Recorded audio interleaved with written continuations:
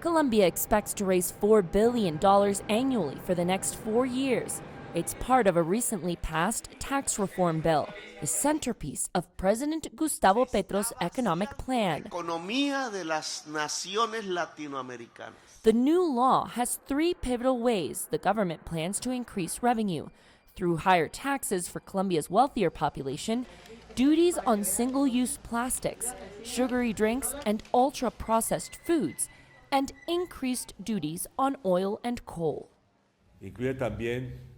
We will also put an extraordinary tax on the gas and oil sector. Those sectors will contribute to the country's social development at a time when they are experiencing a rise internationally in their prices because of the global economic and political situation.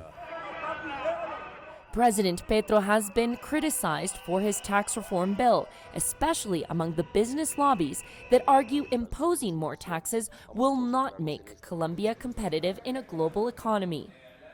The bill, however, is not as ambitious as the left-wing president had originally proposed. Colombia's finance minister acknowledged some sectors will pay more taxes, but on the other hand, he said education and healthcare programs can now count on significantly more financing. One Colombian economist says the law will have its detractors.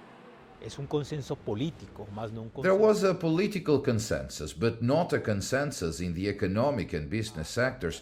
Political parties came to an agreement, but industrial sectors and companies were not part of that. And that is something that we will see reflected in the future.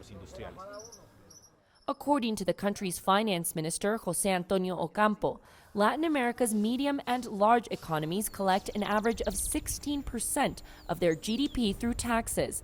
Colombia was at 13%, and with this tax reform, it would meet the regional average.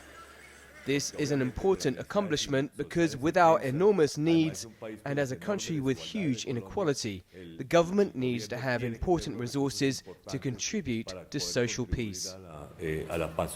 With this new income, the left-wing government hopes to move forward with its social agenda. Begue, CGTN, Bogota.